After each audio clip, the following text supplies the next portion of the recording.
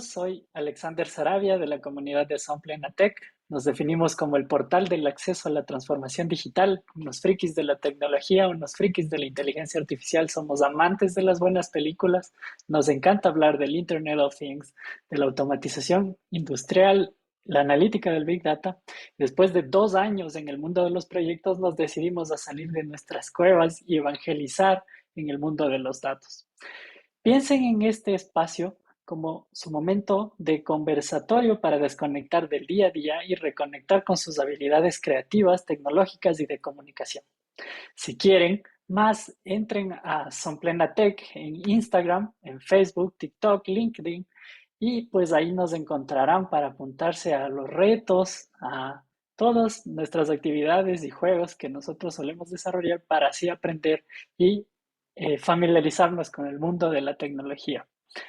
En esta tarde tenemos como invitado a una gran figura profesional. Él es Paul Rosero, ingeniero en electrónica y mecatrónica, además de doctor en computer science. Y él es un representante de los ecuatorianos en el mundo que está haciendo cosas en tecnología. Paul, quisiera que tú nos introduzcas un poco de ti mismo, que nos comentes tu trayectoria, que nos ilustres un poco con qué es lo que estás haciendo actualmente. Bueno, un gusto saludar a toda la comunidad. Qué bueno que exista estos espacios. Y pues un saludo muy especial a ti, Alexander, por tener este conversatorio. Qué Pues gusto. bueno, para ser muy breve, bueno, que tengo una ingeniería en electrónica y redes de comunicación de la Universidad Técnica del Norte en Ecuador, donde me dieron la oportunidad también de ser profesor justamente de las áreas de electrónica y sistemas embebidos. Eh, bueno, desde la parte de laboratorio hasta después de obtener mi máster que pude ser docente, pues compartí aula con muchos compañeros y estudiantes por casi 8 años. También participé en algunos proyectos de investigación allá, tanto bueno, de concursos de fondos dentro de la universidad como externos. Seguí mi maestría en gestión de sistemas de información en la Universidad de las Fuerzas Armadas de ESPE y después continué mi doctorado de Computer Science en la Universidad de Salamanca. Por el momento me encuentro trabajando como un docente a tiempo parcial, dando algunas materias de electrónica en el Instituto 17 de Julio, que tiene dos sedes en Yache y en Ibarra, entonces trabajamos mucho en el área de investigación. Y pues ahora tuve la oportunidad de venirme acá a Europa, justo a Copenhague, en Dinamarca, a hacer mi postdoc. En sí, estoy trabajando dentro del Departamento de Computer Science y la principal idea es cómo hacer, desde el punto de vista del cloud computing, cómo hacer los sistemas IoT más confiables y seguros. Entonces, para ello, pues utilizamos muchas técnicas de Machine Learning, algunos criterios que pues se están empleando ya directamente en el cloud, también en nuestros computadores, que por eso vienen ahora nuestros nuevos procesadores con estos chips para encriptar la información y cómo pues podemos implementar estas nuevas tecnologías o esta nueva forma de ver a la computación dentro de estos sistemas IoT. Claro, muy interesante. Yo también soy muy fanático de los conceptos relacionados al IoT, al Machine Learning, a la inteligencia artificial en general. Y veo que esto de mejorar de algún modo la fiabilidad de los sistemas IoT también tiene mucha relación con otra tecnología disruptiva que viene a ser blockchain, ¿no? Seguramente hay algunos conceptos que también pueden vincularse y de hecho seguramente estarán vinculados dentro de tu investigación. Muy interesante, muchas tecnologías disruptivas aplicadas. Qué chévere saber que existen ecuatorianos con perfiles tan interesantes en el mundo ahí representándonos. Quisiera que nos cuentes un poco de ti, que nos digas cómo has llegado a este primer punto, ¿no? De la vida que uno como, digamos, ingeniero tal vez o como académico, como investigador, busca, que es el lograr un doctorado. Cuéntanos un poco de esa travesía y cómo lo hiciste a lo largo de este tiempo. Claro, bueno, yo creo que inicia, yo estudié en el Colegio San Francisco en la ciudad de Ibarra y ahí te daban la oportunidad de que en los últimos años, antes de graduarte, cogías como una especie de tecnología. Entonces podías elegir entre computación, se llamaba cuerdas para tocar la guitarra y todo lo demás, serigrafía, y se abrió en ese tiempo electrónica. Entonces mis tíos tenían una empresa de aviación en ese tiempo Y pues mi idea era como prepararme para poder ir a trabajar con ellos, porque en las vacaciones cuando era niño los visitaba y pues realmente era muy interesante. Entonces, bueno, mi papá me apoyó también, que era un buen perfil, y empecé desde el colegio en la parte electrónica. Entonces eran unas clases muy prácticas. No sé si tú has visto, había un libro que se llamaba de como los 30 proyectos de Sekit. Entonces, tú te descargabas, comprabas los materiales y te daban toda la secuencia para armar. Entonces, en sí era ir a comprar los materiales, armarlos y probar si es que realmente funcionaba. Entonces, después, en la parte de ingeniería en la universidad, estaba justo en la parte de decidirme entre ingeniería mecánica o la de electrónica. Pero bueno, digamos que por cuestiones del destino, uno inicia en la parte de electrónica y pues para ser sincero, creo que al inicio nadie está muy seguro de lo que quiere seguir, ¿no? Sí, Además, sí, sí. las primeras materias son muy básicas, ¿no es cierto? Son formativas, es mucha matemática, un poquito de programación es lo que me daban y pues electrónica era a cuentagotas. Pero la ventaja fue que cuando ya estaba por hacer mi tesis, tuve un profesor que era muy bueno, o sea, era un maker, que en ese tiempo no se llamaban makers, pero era un maker porque él le metía mano a todo, ¿no? Entonces, si Claro. era de meter la computadora del vehículo, él llegaba, la abría y, bueno, lo que tenía que pasar, pasaba. Entonces, él me dice que haga la tesis en la parte de electrónica y pues, en ese tiempo se trabajaba con los microcontroladores, los PIC y los ABR, no había nada de Arduino todavía por acá por el Ecuador y era difícil, ¿no? Era complicado, no funcionaba muy bien, pero en este tiempo, bueno, se llama Javier, él era el que teníamos conversaciones muy largas, ¿no? Y donde me comentaba todo lo que se podía hacer. Y después de ello, lo más importante que creo que a mí me pasó fue que vino Campus Party Ecuador. Era una comunidad, para los que no conocen, donde era un campamento en sí de 3 días, donde solo se hablaba de tecnología. Te daban acceso a Internet gratuito las 24 horas y tenías zona gamer, zona, bueno, de redes sociales, en ese tiempo también de Internet de las Cosas. Y tuve la oportunidad de conocer a David Cuartieles, que es el cofundador de Arduino, y nos vino a dar una charla. Entonces, date cuenta, recién haciendo la tesis, peleando con los microcontroladores, él traía los primeros Arduinos en ese tiempo y en una charla de 45 minutos indicó cómo tú puedes hacer un pequeño piano conectado a una interfaz en tu computador bueno, él decía, ¿no? Que él había intentado que no le molestaban en el cuarto, en su casa, entonces cada vez que la mamá se acercaba a golpearle la puerta, él tenía un sensor de presencia y hacía que timbren en la puerta de su casa. Entonces la mamá, en vez de entrar a su cuarto, escuchaba el timbre y bajaba. Entonces, eran aplicaciones muy pequeñitas en ese tiempo, pero realmente él después nos dio un workshop y creo que ahí fue donde me enamoré completamente de la parte de Arduino, de los sensores. Y cuando la universidad, el profesor de electrónica, él se va a estudiar el PhD y sale de la universidad y queda esa plaza libre. Y ahí es donde me dan la opción y me dicen, mira, hiciste tu tesis de electrónica, realmente estuvo muy bien. ¿Te parece si puedes en la materia conversar cómo lo hiciste? Así que me abrieron las puertas y desde ahí fue como que tuve que mejorar el proceso de aprendizaje, ¿no? Para poder enseñar a los estudiantes.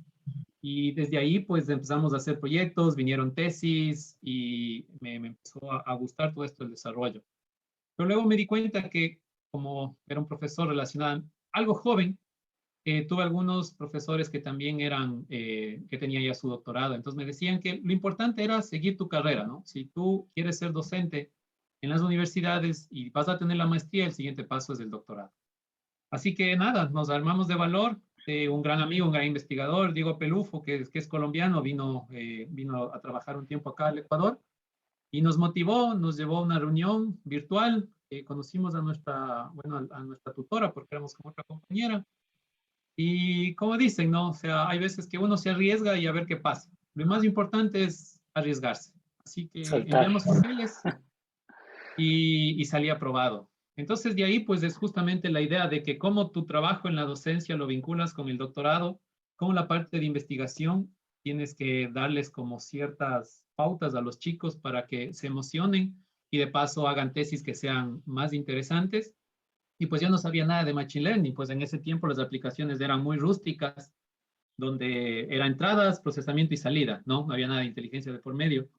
Entonces, en el doctorado es donde me cuentan y me dicen, mira, esto es Machine Learning, esta es la parte, bueno, la parte matemática, cómo se programan y cómo tú puedes migrar, ¿no? Entonces, antes de que exista este Tiny Machine Learning, que ahora ya se lo maneja, pues yo ya estaba haciendo los primeros códigos porque mi tutora era la que me daba ese conocimiento. Entonces, esa es la ventaja de salir a estudiar en otro lado, ¿no? Porque hay conocimiento que, aunque en el país algo se está desarrollando, pues tú te vas a otros lados y hay profesionales que ya llevan muchos años en la materia y que te van a decir el libro que tienes que leer en la parte de investigación, el artículo que ya está listo para que tú lo sigas. Entonces creo que eso me motivó bastante, o sea, tener personas que tuvieron el monto adecuado, que me supieron pues dar ese impulso. Claro. Qué interesante esa reflexión, ¿no? Y eso es lo que tal vez a veces reclamamos, esa falta de conocimiento compartido, ¿no? Y lo que te otorga una comunidad como la comunidad de Arduino, la comunidad Maker, los hackers, que es ese conocimiento compartido para que tú puedas ir abriendo, desbloqueando ese conocimiento que en otros lados a veces es muy convencional y nosotros podríamos aprovecharlo y hay muchas aplicaciones interesantes que se pueden desarrollar. Sabes, me estaba preguntando, porque bueno, al ver tu experiencia y al ver tu trayectoria, resulta muy interesante cuáles han sido los retos que viniendo del Ecuador o viniendo de un país latinoamericano se te han presentado para poder salir tal vez a Europa, para poder hacer tus estudios. Claro, a ver, yo creo que cuando fui a España, el primer reto es que cuando tú estás siguiendo el doctorado, generalmente lo haces de manera presencial, ¿no? Es decir, que 3 años tú te dedicas a tiempo completo a proponer algo, ¿no? Algo que no se haya hecho y 3 años tratar de resolverlo. Pero para nosotros, pues como estábamos en la parte de docencia, yo creo que el primer reto es eso, ¿no? De trabajar y de tu tiempo que en teoría debería considerarse libre, tienes que dedicarte a hacer tu doctorado, a leer, a publicar artículos, a seguir cursos afuera. Entonces yo creo que la primera son las barreras presupuestarias que tenemos en el país, ¿no? Porque pues algunas becas realmente en algunos años atrás, pues el gobierno ayudó bastante, ¿sí? Lastimosamente los becarios no han podido regresar desde mi punto de vista a dar el impacto que se esperaba, porque todavía nuestra sociedad no estaba lista para que jóvenes de 25 a 30 años o más de doctorados les vengan a decir a profesionales de 50 cómo es que se debería realmente manejar una institución o un país, ¿no? Y creo que esa barrera todavía no la podemos superar, pero cuando los que estábamos acá, ¿no? Y teníamos esto de semipresencial, era complicado eso, ¿no? Y bueno, la universidad ahí yo tengo que agradecer mucho porque cuando tenía que viajar, pues se hace como la parte legal para poder irse los días necesarios, ¿no? Y que te apoyen y que te traten de cubrir, ¿no? Porque tienes que irte a conversar con tu tutor, tienes que ir a entregar resultados, eh, y luego volver y luego igualarte todo el trabajo que hiciste durante esos meses. Entonces yo creo que el tiempo fue lo primero. Y luego cuando ya tuve la oportunidad de venir acá a Dinamarca, pues yo creo que lo primero es el inglés, porque el inglés que uno estudia en el Ecuador es, bueno, primero es parte más orientada a Estados Unidos, acá se utiliza más el británico. La otra es que creemos que sabemos inglés porque tal vez vemos las películas sin subtítulos ya, porque ya eso es una buena señal de que manejamos el idioma. Pero la otra es cuando vienes de acá y lo vives realmente, ¿no? O sea, eso es muy, muy fuerte porque pues tienes que aprender a no solo a pensar y hablar en inglés, sino a convivir y adaptarte a las frases, ¿no? Que se tiene ahora, como se llama el slang, ¿no? De cómo hablan los europeos el inglés, ¿no? Aquí Claro. realmente, pues, conoces gente, por ejemplo, de la India, gente de la China, que hablan, que tienen su propio dialecto, su propia manera de hablar. Y luego tienes, por ejemplo, alguien de Inglaterra, que es un inglés muy británico. Entonces tienes que aprender a entenderlos a todos. Y luego viene tu inglés muy latino a tratar de igualar. Entonces, esa sería la primera. Y la otra, creo que nosotros vivimos en un ambiente de mucha opresión en el país, de que tienes que timbrar a la entrada, timbrar a la salida, que tienes muchas restricciones presupuestarias, que los informes son de todas las semanas. Entonces, realmente no te dejan como como divagar hasta encontrar lo que tú necesitas. En cambio acá, pues, acá tú suponen que tú trabajas las horas, no tienes que timbrar, no tienes que ir a la universidad, tienes recursos, pues estoy ahora en un país que dispone bastante para investigación, entonces lo que yo pido en una semana, en 15 días, te lo entregan, pero de la misma manera te piden resultados con esa misma brevedad, ¿no? Entonces, adaptarse a eso y después a la parte, ¿no? Que nosotros como latinos somos muy apegados a nuestra familia y pues salir y dejar a todos atrás y luego 6, 7 horas de diferencia, a veces por ahí llamadas de WhatsApp, pues sí, sí golpea. Pero todo eso es un aprendizaje y pues es una apuesta al futuro que tiene que dar buenos resultados, ¿no? O sea, venirse a estudiar acá a Europa o a cualquier otro país siempre va a ser una buena decisión, eso estoy seguro. Claro, y además aprender de distintas culturas, ¿no? Porque, como bien lo dices, aprendes de muchas otras personas, no necesariamente vas a aprender directamente del país, sino de diferentes culturas. Y claro, el aprendizaje externo es bastante enriquecedor. También te lo digo ahí por una cuestión mía de mis estudios. Me resulta muy interesante el que hemos tocado un tema, ¿no? Y es que en el país generalmente tenemos ciertas barreras presupuestarias, esta misma concepción de que tienes que poner límites, ¿no? De una entrada, de una salida para que se cumpla, porque si no sabemos que no se está cumpliendo, o bueno, presuponemos, ¿no? Porque nuestra cultura nos dice acá es una situación un poco más complicada de llevar, ¿no? Digamos, culturalmente tal vez se lleva otra mentalidad. En ese contexto y en el contexto tecnológico, ¿no? Porque, digamos, la rigurosidad de la ingeniería, del desarrollo tecnológico es bastante llevar más allá, incluso todos estos límites que ya tenemos como, digamos, como latinoamericanos instaurados para hacer tecnología, que es un poco más fuerte que un trabajo convencional, tenemos que llevarlo un poco más allá, ¿no? Entonces, haciendo investigación tú en tu rama tecnológica, ¿qué recomendarías al Ecuador para que vayamos mejorando todas estas concepciones? Yo creo que lo primero es que deberíamos invertir mucho más en educación.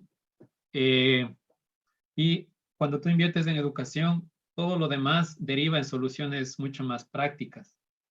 Por ejemplo, recién estamos viendo que, bueno, se vive una ola de inseguridad increíble y es algo irónico desde mi punto de vista y respetando todos los sectores laborales que se encuentran en el país, pero, por ejemplo, tú tienes el policía, ¿no es cierto?, que cumple sus funciones, tienes el agente de tránsito que cumple también funciones y tienes ahora el agente municipal.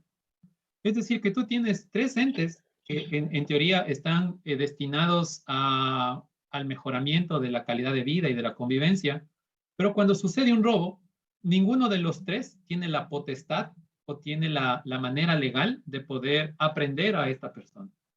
¿Sí? Entonces, si tú eliminas el problema que en sí es al ladrón, eliminas tres plazas de trabajo.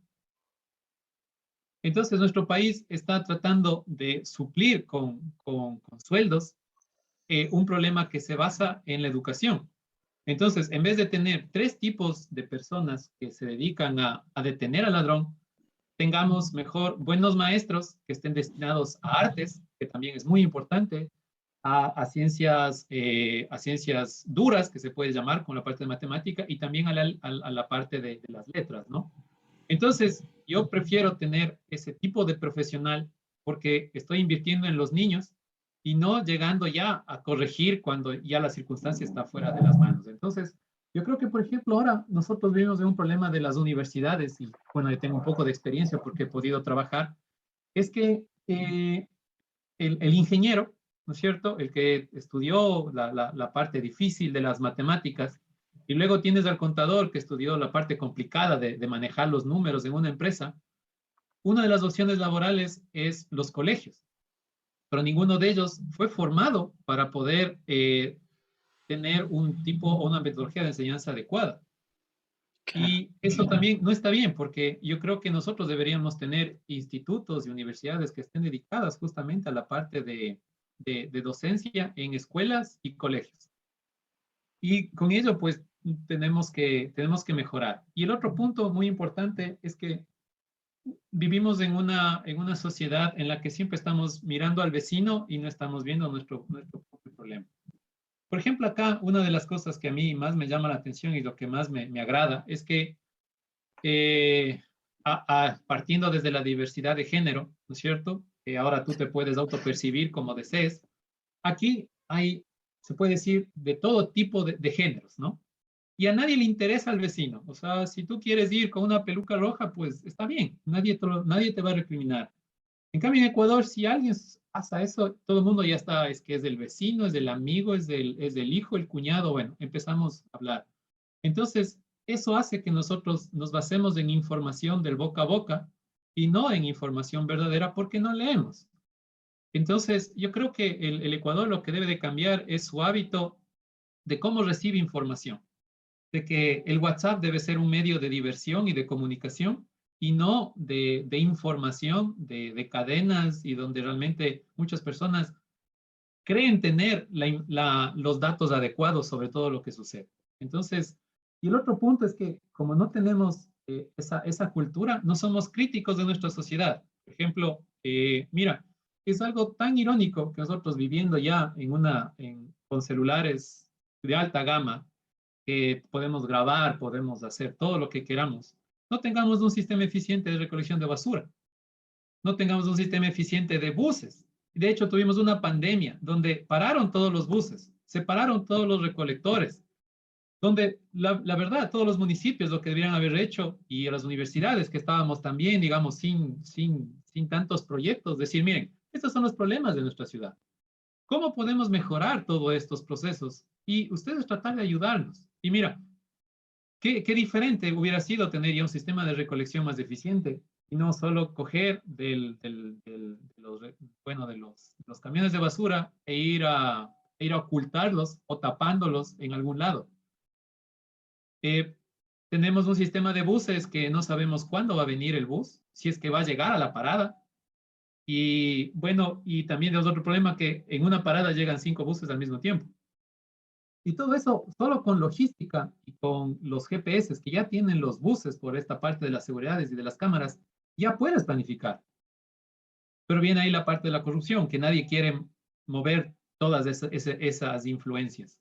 Entonces nosotros deberemos ser críticos no en el vecino, deberemos ser críticos en nuestros mandatarios, en los que proponen las leyes y en los que realmente están adelante. O sea, yo no he visto hasta la fecha un alcalde, y con todo el respeto, que realmente proponga soluciones que estén a la altura del tipo de ciudadano que nosotros creemos ser. Y eso es lo que realmente nos complica a nosotros. Y debemos empezar a cambiar, porque tenemos ya una sociedad que se entiende es más culta, pero tenemos mandatarios que realmente omiten todos estos problemas y lo que buscan es solamente lucrar cuando están en unos puestos altos en el gobierno. Lamentablemente resulta así y eso creo que es generalizado acá en el Cono Sur, lamentablemente. Eh, pero bueno, digamos que estos mismos problemas que nosotros observamos, ¿no? En nuestro día a día, y yo creo que quien se ha enfrentado a estudiar en un país como el nuestro, una rama de ingeniería o de tecnología, se ha enfrentado a muchas cosas, ¿no? Como la prepotencia, como los límites de, bueno, de barreras económicas y demás. Pero yo creo que también esas mismas barreras nos han motivado muchas veces a tratar de romper esto, ¿no? De romper ese ciclo. Y es justamente lo que intentamos desde la comunidad, es justamente lo que intentamos desde la divulgación de nuestra tecnología. Eh, y pues para nosotros dar este paso, ¿qué aplicaciones dirías tú que podrían irse implementando de la tecnología? Desde tu experiencia, por ejemplo, que vienes trabajando en sistemas de IoT, en sistemas de Machine Learning, ¿qué aplicaciones dirías que en el Ecuador podemos empezar a lanzar los jóvenes ingenieros, quienes formamos parte de las comunidades? quienes tal vez solo son entusiastas, porque sabemos que ahora con la masificación del conocimiento de Arduino, Raspberry Pi, Python, los lenguajes libres, el aprendizaje libre, muchos entusiastas, incluso que no son de formación ingenieros, pueden construir soluciones. Entonces, ¿cómo verías tú las aplicaciones de estas tecnologías que estudias tú? Yo creo que una de las maneras más importantes es seguir a las páginas y a las plataformas que son líderes mundiales, ¿no? Por ejemplo, estar muy pendiente del blog de Arduino, SparkFun en la parte de Estados Unidos, bueno, el propio Raspberry, y todas ellas tienen generalmente los blogs y, digamos, cierta parte de noticias. Entonces, por ejemplo, aquí en, bueno, es una empresa que también está trabajando en España, que bueno, se me acaba de olvidar el nombre, pero era como SparkFun, pero de Europa. Entonces, lo que ellos hicieron es un resumen, o hacen un resumen anual de todos los sensores que ellos venden y de su comunidad para decirte cuáles son las aplicaciones que más se están desarrollando a nivel mundial. Entonces, están marcadas, por ejemplo, está muy relacionado, por ejemplo, al cuidado del medio ambiente y qué tipo de aplicaciones y tipos de sensores se están utilizando. Entonces, te dan como un pequeño resumen de todo lo que sucedió en el año y te dicen, mira, si tú quieres monitorear esta condición o este fenómeno, te recomendamos que utilices estos sensores. Entonces, así a ti te vuelve mucho más sencillo saber cuáles son las tendencias. Otro punto muy importante es, por ejemplo, ver los cuadrantes de Gartner, de lo que son lo más importante en desarrollo de tecnologías. Entonces tienes cuadrantes, por ejemplo, de cloud computing, de lenguajes de programación, y ahora tienes de sistemas IoT. Entonces ellos te dicen en la curva cuáles son las aplicaciones o tendencias que existen, que están en su etapa de maduración, las que ya están en su etapa tal vez ya de desarrollo y cuáles ya están totalmente afianzadas dentro de la industria. Entonces son ciertos informes que tú puedes ir cogiendo pedacitos y traerlos al Ecuador, porque si tú lo miras ahora, traer sensores de Estados Unidos es algo, se puede decir sencillo, los costos son medianamente económicos y que realmente tú tienes toda tu disponibilidad. Entonces, yo, por ejemplo, lo que recomendaría mucho es ahora irse a las aplicaciones de Computer Vision embebida, porque hay ahora pues gran cantidad de sistemas que están dedicados a ello. Y, por ejemplo, Arduino, como por citar un ejemplo, sacó una versión Arduino Portenta, donde ellos están destinados a tener un controlador para que uno sea destinado como un GPU, casi un GPU, para hacer la computación embebida y el otro poner sensores. Entonces, estos sistemas híbridos son los que se van a venir en las nuevas generaciones. Y aparte de ello, como tienes ya grandes recursos computacionales, los puedes hacer confiables. Es decir, cómo detectar cuando hay averías en los sensores, cómo puedes detectar también por medio de Machine Learning si es que han sido manipulados los datos, los sensores o los sistemas. Entonces, todo eso tú puedes planificar escenarios donde tú pones a prueba tu sistema electrónico y mediante estos de fallo y error puedes irlos depurando. Y con eso también tú puedes ser como parte de una comunidad que puedes postular a grupos, que puedes postular también a hardware, postular a becas y todo eso va a ser un aprendizaje que luego la idea es regresar a Ecuador y ponerte tus propios emprendimientos porque se va a venir. O sea, a pesar de que nosotros tenemos un atraso tecnológico casi ya de 50 años, ¿sí? Eh, estamos muy cerca, por ejemplo, de tener ya problemas de agua, tener problemas de los contaminantes en los cultivos, porque ya se están produciendo a nivel de escalas masivas porque somos más personas. Entonces, si tú mejoras estos procesos con estas tecnologías que son open source, que son mucho más baratas, tu emprendimiento ya tiene un target muy específico y tú puedes manejar todo tipo de sensores. No te vas a enfocar, por ejemplo, solo a la parte, por ejemplo, de agricultura. Puedes también, creo que estamos muy cercanos, que en todo lado ya va a haber los criaderos de peces y después ya vas a tener otro tipo de sistemas que vas a seguir generando. Entonces, la idea es siempre estar llevándonos con la tecnología porque se va a venir. Por ejemplo, ahora te cuento que los drones no fueron tan útiles. Tienen sus problemas. Entonces el dron se quedó, desde un punto de vista, digamos, más profesional, como para hacer las películas, para hacer algo promocional. Y lo que ahora están lanzándose mucho es tener tus propios satélites, porque el satélite se mueve en globo terráqueo y cuando llegue, por ejemplo, a cubrir la parte de Ecuador, te puede dar toda la información sin necesidad de tener varios dispositivos o varios sensores funcionando a la vez. Tú puedes tener tres satélites a la vez y cada uno monitoreará en franjas horarias diferentes y vas a tener las 24 horas del día monitoreando Ecuador.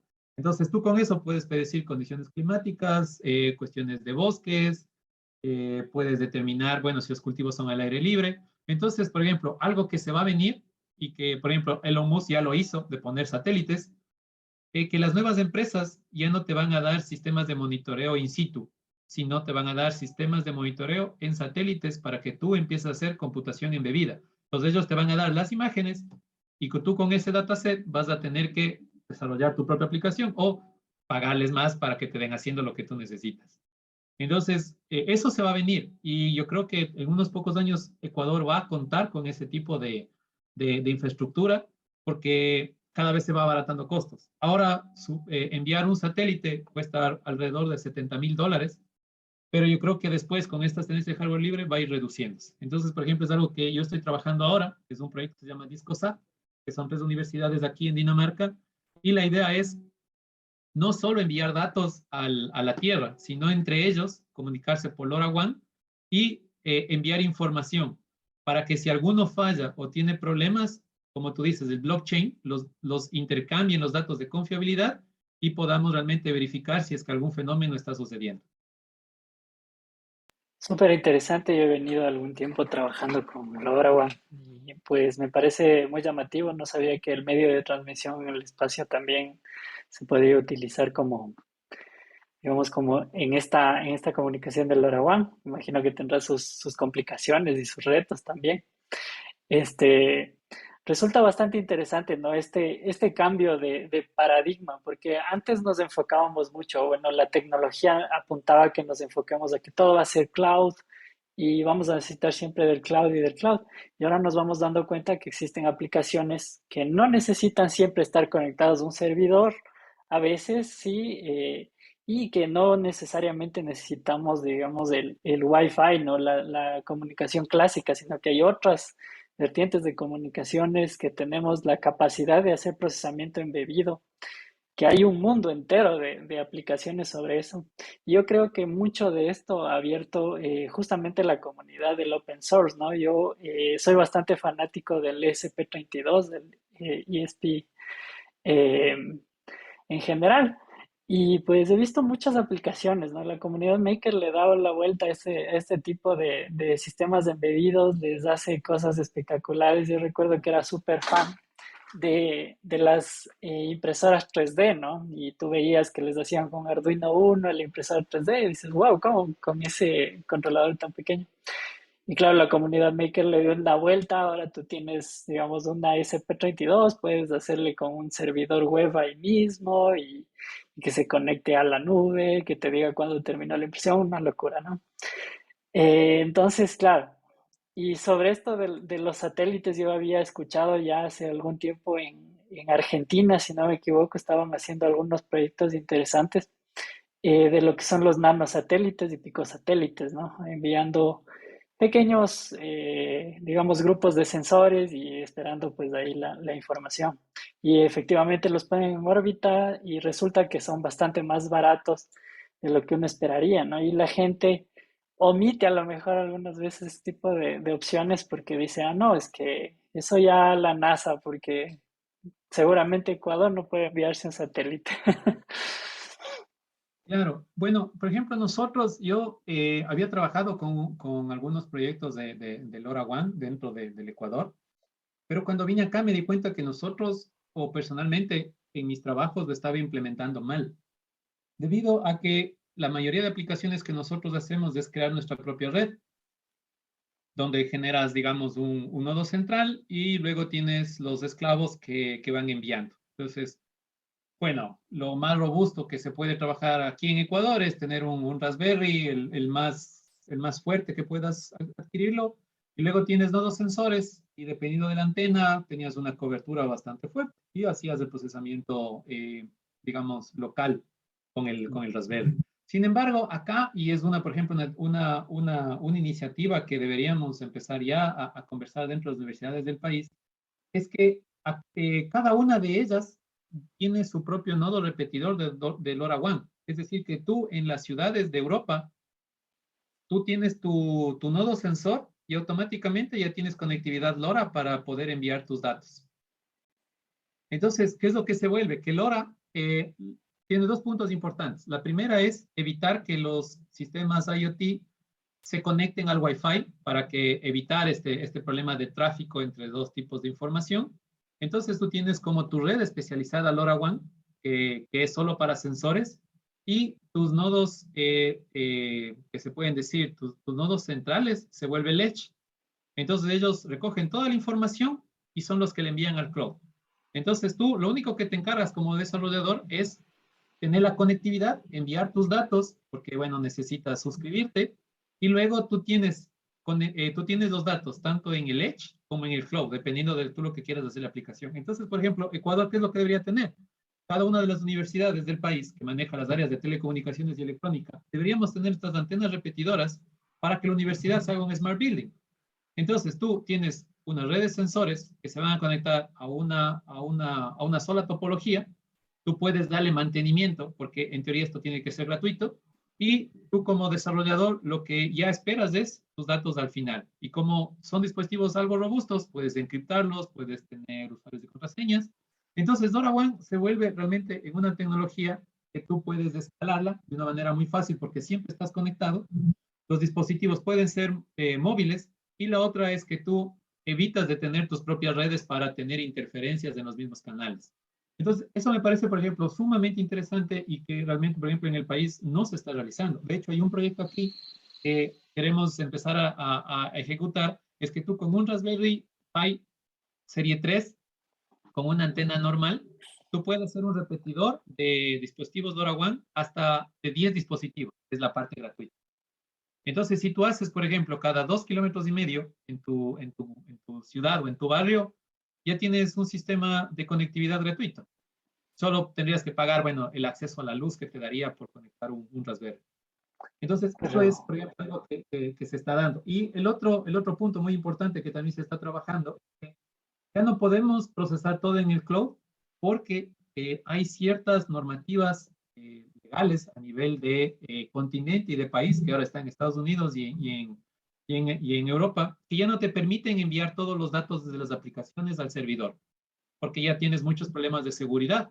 Entonces hay una nueva tendencia que se llama Federated Learning, el aprendizaje federado, que la idea es tú entrenar los modelos en los dispositivos IoT y exportar solo el modelo hacia el cloud, ya no los datos.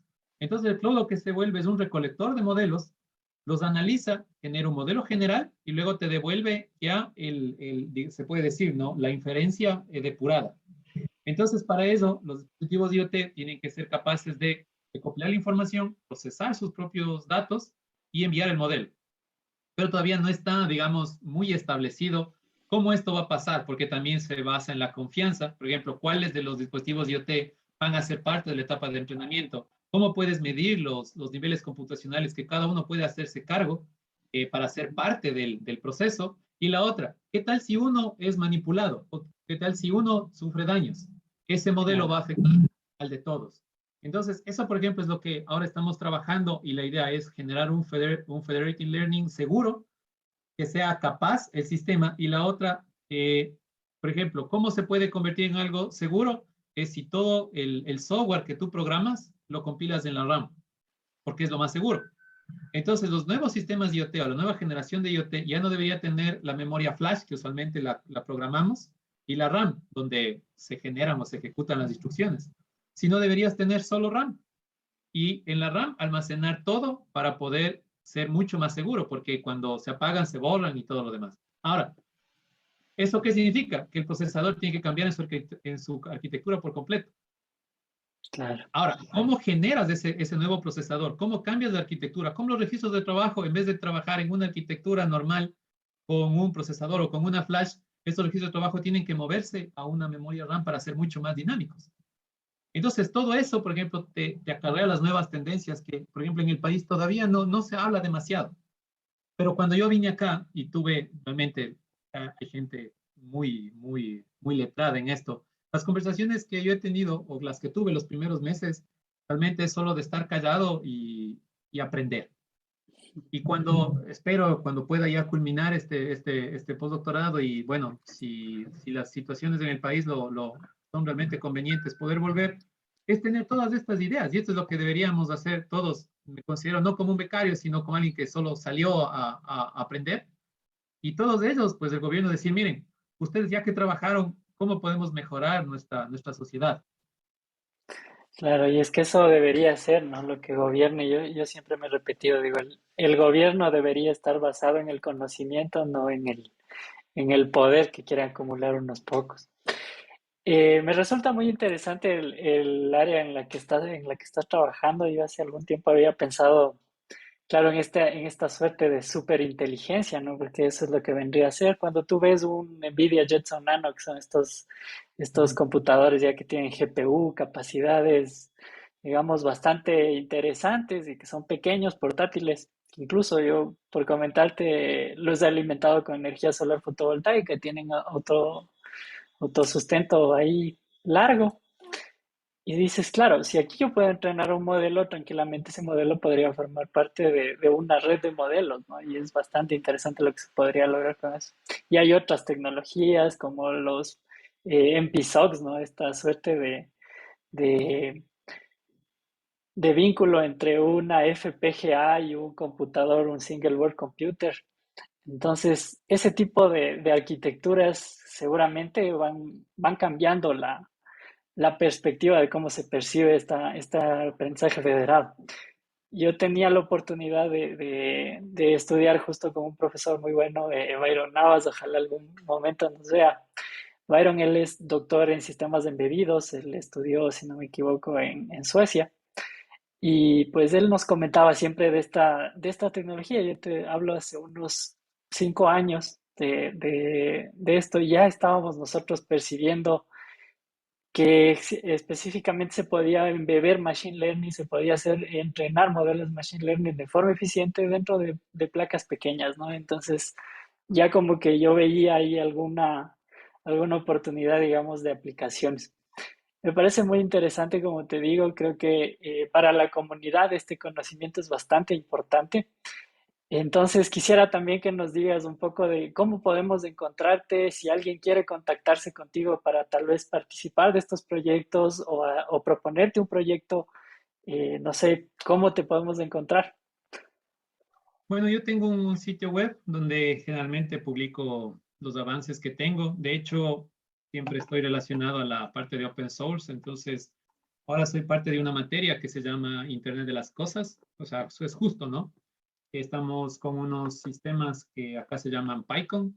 Y bueno, realmente todo se programa en Python, ¿no? Por eso deriva. Entonces, yo, por ejemplo, todo el curso o todo el desarrollo que hago está disponible en GitHub. La parte de sistemas embebidos, por ejemplo, con Arduino, se pudo hacer ligeros detalles de aprendizaje de máquina, también están dentro de mi repositorio. Entonces, también mi correo electrónico y pues también tengo el gusto de ser parte de un grupo de investigación, se llama ESDAS Group, donde la idea es justamente eso, es la gente que está más motivada en el área tecnológica y realmente quiere continuar su carrera, pues como se dice en el fútbol, ¿no? Ficharlos, hasta hacerles ciertas pruebas para determinar más que su capacidad, su gana, ¿no? De querer ayudar. Y pues ahí dentro podemos ofertar también becas, hay proyectos de investigación que se están trabajando y tenemos una área que justamente se llama Sistemas Embebidos, que por el momento yo soy director. Entonces, hemos trabajado en algunos proyectos dentro del país y pues por suerte tenemos se puede decir, cierta cantidad de presupuesto para poder trabajar sea con estudiantes o con profesionales. Entonces, yo siempre he estado pues abierto a trabajar en conjunto, pues creo que eso es una parte muy importante para nosotros. Y justamente con tus redes sociales y todo, pues es compartir conocimiento, compartir usuarios también, que podamos concatenar ideas. Y pues yo estoy trabajando en estos proyectos y si la gente, la comunidad desea, podemos generar workshops donde les puedo indicar qué es lo que estoy haciendo, cómo pueden hacer sus pequeños sistemas de prueba, por decirlo así. Y si tienen pues nuevas ideas, porque eso es lo importante, porque una cosa es lo que tú les enseñas y luego tú cómo los llevas a tu conocimiento previo y dices, mira, lo que él me enseñó lo puedo llevar a otra parte, ¿no? A otra área del conocimiento. Y a mí también me va a llamar mucho la atención. Entonces podemos becar, podemos trabajar en conjunto y pues ese es el objetivo. De hecho, por el momento tengo dos estudiantes igual que son, que están siguiendo sus doctorados en España. Esta semana pues voy a trabajar con algunos estudiantes aquí para sus máster. Y si la universidad también lo permite en Ecuador, yo puedo ser parte del tribunal, no sé cómo se lo llame ahora, para sus tesis de maestría o de ingeniería, pues porque a la final es justamente eso, colaborar, entender qué hacen las otras universidades. Por ejemplo, estamos trabajando ahora bastante con sistemas autónomos para monitoreo de invernaderos con la Universidad UTLA. Entonces también tenemos por ahí ciertas sinergias y que están yendo bastante bien. Entonces, es justamente eso, es tener gente que realmente le guste, que quiere innovar y seguir trabajando en conjunto. Claro, nosotros hemos visto, yo actualmente formo parte del SPOL y pues te digo, he visto con gran agrado cómo cuando tú explicas algo, ¿no? Le compartes a un estudiante este, este gusto, porque para mí es bastante de un gusto, de un aprendizaje cuando yo, no sé, descubro un nuevo feature en una placa de desarrollo, yo soy bastante fanático, entonces me la compro, le moneo, le daño. Y pues, y tú le compartes eso a alguien más y ese alguien más dice, oye, mira, yo puedo trabajar esto porque yo vi que, no sé, una mano robótica se podría utilizar Machine Learning para detectar movimientos de los músculos y así yo puedo controlar la mano robótica y la gente le da ese uso, ¿no? Y tú ves, ya luego ves cómo se ha aplicado y dices, wow, claro, es que esto es lo que teníamos en mente y esto es lo que se tiene que seguir desarrollando. Qué chévere contar con tu presencia, como te digo, estoy muy agradecido, muy interesante también la conversación, se queda un millón de temas aquí. Seguramente quisiera preguntarte yo, así de mi curiosidad, ¿cuáles son las tendencias tecnológicas en hardware? Porque dentro de la comunidad de Son Plena Tech y de las otras comunidades a las que estamos, digamos, a las que pertenecemos, hay mucha gente que viene del mundo del software, ¿no? Son de computer science únicamente y vienen, digamos, cero de la parte de electrical engineering, no le mueven y le tienen a lo mejor un poco de miedo al hardware. ¿Qué les recomendarías a esa gente?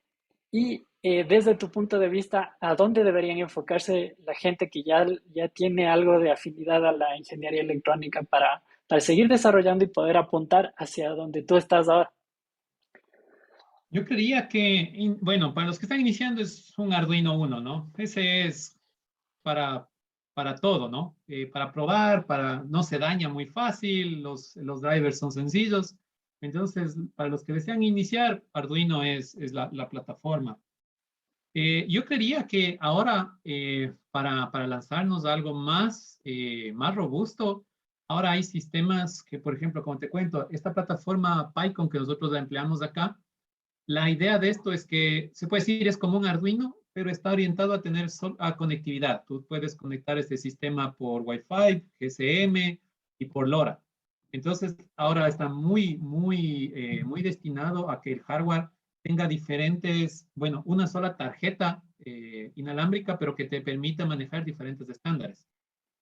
Entonces, la parte de comunicación, pues también se va a venir porque después vamos a tener algo que no se ha utilizado mucho y que también es algo muy interesante, es cómo comprimir los datos dentro de un sistema IoT para no poder enviar pues toda la información al Edge o al Cloud. Entonces, ¿cómo comprimirlo? ¿Cuál sería la manera más óptima? Y también de paso, si lo comprimes, encriptas menos información. Entonces, por ejemplo, eso es un área que también puede ser muy importante. Y si realmente deseas ser más específico para las personas que tienen tal vez más avanzado, justo como lo mencionabas, por ejemplo, ahora tenemos el nuevo Arduino que es MK Vidor, que ya te viene un FPGA y un microcontrolador. Entonces, ¿cuál es la idea de todo esto? y el próximo que están viniendo es que tú vas a tener un microcontrolador para procesar los datos y tu FPGA va a ser para tu acelerador de datos. Es decir, lo que antes se tenía solo en el cloud, que tenías las GPUs, que es destinado para el procesamiento de imágenes, que realmente son costosas, consumen un montón de potencia. Ahora, ¿cuál es la idea? Meter un FPGA en un sistema embebido para que si tú necesitas, por ejemplo, encriptar la información y estás procesando gran cantidad de datos, el FPGA se encarga de ese proceso porque se puede decir que bueno, es en tiempo real porque programas con puertas lógicas y solo retornas el resultado. Entonces tu microcontrolador se vuelve solo como el organizador de las tareas que las va a ejecutar el FPGA. Entonces lo que tú estás viendo en el cloud, donde realmente ves cómo trabajan los cores y cómo van procesando cada uno y tú utilizas los sistemas, bueno, el sistema operativo en tiempo real para poder establecer slot de tiempo para cada procesamiento, eso se va a venir en muy poco tiempo ahora en los sistemas IoT. Entonces, ¿cómo ahora procesas en un FPGA? ¿En qué tiempo lo necesitas? ¿Y cómo vas a optimizar las compuertas y bueno, y toda la estructura que tiene interior? Entonces, esa parte de optimización también se va a venir. Ahora, ¿en cuánto tiempo? Yo creía que tal vez en 1 o 2 años vamos a hablar que el cloud y el IoT van a estar comunicándose casi con el mismo idioma. Entonces, tenemos que estar en esa parte. Y de hecho, por ejemplo, yo acabé de adquirir justo estos Arduinos y si alguien está interesado, pues es justamente lo que quiero hacer, es tener solo para probar sensores y tener las redes neuronales en el FPGA. Entonces, tú entrenas, reconoces patrones y envías ya el modelo depurado al sistema y él lo envía al cloud. Entonces, estamos haciendo un Federating Learning optimizado. Y sería ya una aplicación de las pocas que existe de aprendizaje federado en sistemas IoT. Y, ejemplo, eso, ahora que tú ya estás en las universidades, por ejemplo, publicar, que son novedades. Si tú utilizas Play Explorer y pones Tiny Machine Learning, hay contados artículos. Pero esa ola se va a venir. Y si tú te la subes, vas a tener, pues, para publicar, para proyectos, para pasantías, para estudios, pues, una gran cantidad.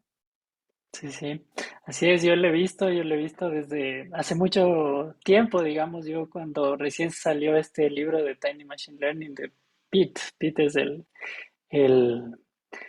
digamos, el impulsor de este libro y de la tendencia, bueno, porque como concepto obviamente esto no le pertenece a nadie, pero sí que esta persona la ha ido impulsando. Y bueno, yo he tenido oportunidad de conversar también con alguna gente de Nvidia y bueno, hemos charlado bastante, hemos formado parte también de la comunidad. Como te digo, esto de la comunidad es algo bastante impresionante, a mí me ha abierto la cabeza un montón y por eso la idea también de que podamos compartir este tipo de cosas, ¿no? Eh, Como te decía, entonces también hay última cosa que me parece interesante, ya que tú estás muy en la rama sobre protocolos, ¿no? ¿Qué protocolos tú crees que deberíamos enfocarnos a ver ahora que estamos hablando de IoT? Que hay gente del mundo de solo software, hay gente del mundo del hardware. ¿Qué protocolos tú recomendarías que nosotros observemos para que ya nos preparemos a lo que viene? Yo creo que si estás orientado a sistemas de largo alcance, LoRa sería la solución.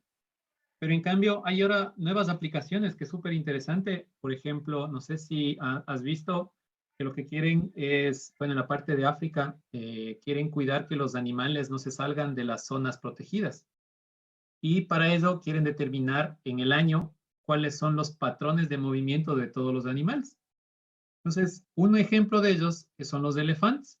A los elefantes, a su gran mayoría, les quieren poner collares donde a más de sensores van a tener micrófonos para poder determinar ellos cómo se comunican y quiénes son los jefes de la manada para poder direccionar el camino, ¿sí? Entonces, ¿cuál es lo que ellos están haciendo? Que, por ejemplo, el Wi-Fi tiene algunos problemas de conectividad, entonces lo que se trabaja en estas redes, que digamos son grupales, y lo que necesitas es pasar la información de un dispositivo a otro, porque como son manadas, son muchas personas, es Bluetooth. Entonces, cuando el Bluetooth, por medio de los beacons, detecta uno cercano, va a enviar la información de un elefante a otro. y cuando el elefante más cercano al límite de la reserva es el que le va a enviar toda la información a ese nodo y te va a dar la descripción de todo el fenómeno. Entonces, tú tienes estas dos ideas, ¿no? Por ejemplo, obviamente, cuando ya tienes esta información, vas a necesitar un punto de largo alcance, ¿no? Porque estás en medio de la sabana africana, ¿no es cierto? Entonces, LoRa. Pero si necesitas algo que los dispositivos se vayan conectando uno con otro para intercambiar información como blockchain o Federated Learning para tener los modelos y cada vez ir mejorándolos, tendrías que utilizar, bueno, no tendrías, es recomendable usar ahora Bluetooth, porque como que Wi-Fi es ahora como para las computadoras. O sea, si quieres Wi-Fi, dispositivos finales, tablets, computadoras, teléfonos. Pero si ya estás en la parte electrónica, mandar a dormir un Bluetooth, el consumo es menor, LoRa es una red solo para dispositivos IoT, entonces yo creía que por esa parte. Y ahora, algo muy, muy importante es encriptar los datos. ¿Sí? Y bueno, ¿cómo? Y de eso deriva cómo hacer un dispositivo confiable, porque uno de los criterios más importantes que se considera que sea confiable es que te autentifiques, o sea, tener usuarios y contraseñas. Pero procesar eso realmente es complicado. Tener, por ejemplo, todas estas contraseñas de 128 bits es complicado, pero en Arduino es increíble. Ya puedes encriptar datos a 8 bits. Y, por ejemplo, algo que te cuento rapidito, por ejemplo, yo vi, pero no es óptimo. Entonces, aquí hicimos un workshop, lo metimos en sistema en tiempo real, entonces nuestro cripto código se lo dividió en slots, entonces mejoramos el tiempo de respuesta de encriptar slots de 16 datos de 8 bits. Entonces, mira, por ejemplo, esa librería, bueno, yo la tengo en mi repositorio, me ayudaron algunas personas, y la queremos ya subir a Arduino y decir, mira, hay unas librerías que ya están hechas, que ya se encriptan, pero te demoras, qué sé yo, 8.7 microsegundos. Tal vez dirás es poco, pero en consumo de batería puede ser un montón. La nuestra es en tiempo real y te consume los mismos 8, pero además en ese mismo tiempo procesas sensores, verificas batería y todo lo demás porque les damos slots establecidos. Entonces, mira, algo que ya existe, tú lo puedes como mejorar para una aplicación específica y se vuelve novedad. Y tratas de irte por ese camino. Entonces, redes inalámbricas para encriptar y en 8 y en 16 bits también es algo muy, muy interesante y bueno, hay un poquito que aprender la parte matemática, ¿no? Pero, dependiendo de sus gustos, pero sí se puede. Claro. Es retador. Lo de la criptografía es bastante retador. En algún momento intenté meterme yo y salí un poco asustado. Sí, la verdad que Pero sí. claro, claro que es un mundo que seguramente es de mucho interés, porque así mismo como poca gente se mete, pues es, seguro tendrá su demanda. Muy agradecido por tu conversación. Creo que definitivamente se quedan un montón de temas. Yo hubiera querido que hablemos tal vez de las aplicaciones del Industrial Internet of Things, en PLCs, en sistemas robustos, tal vez en sistemas de áreas, como es estos, delicadas, ¿no? Áreas como el petróleo, como el gas, donde se necesita una fiabilidad súper alta. Y pues entiendo que tú dominarás esos temas. Quisiera que pues tal vez lo podamos revisar en una segunda oportunidad. Quisiera despedir este episodio del podcast con un mensaje que le tengas tú para todos nuestros miembros de la comunidad, un mensaje desde tu experiencia y una motivación para que sepan que se pueden lograr los objetivos y pues quisiera que nos lo comentes.